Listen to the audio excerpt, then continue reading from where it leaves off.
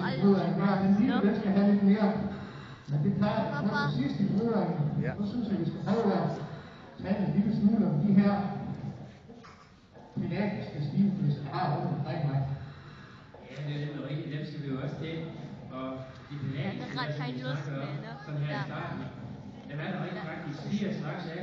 Det kan måske nok være lidt svært for jer at se indtil videre, hvad forskellen er, men fælles for dem i hvert fald, det er, at vi får strækket for en rovfisk, så har de en strategi, der gør, at de klumper sig tæt sammen, så er det meget svært for en rovfisk at udpege eksemplarer, og så kommer det til at ligne sådan en stor organisme, men lidt nu her om lidt, når du får de kamera på igen, så tænker jeg nok, du kan være med til at, hvad skal man sige, at udpege de enkelte 4 arter der. Det kan du tro, nu kan jeg lige tage kameraet af, så skal jeg prøve at udpege hernede fra. Der kommer en mægtig stor stime her, en flotte fisk med nogle sorte striber på en lysegrøn ryg. Det er alt sammen makrel. Så er de lange slanke her med sådan lidt fuglagtigt rundparti. De hedder hornfisk.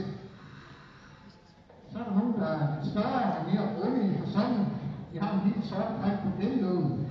Det er hestemakrel. Og så vores sild, som der ikke er så mange tilbage af.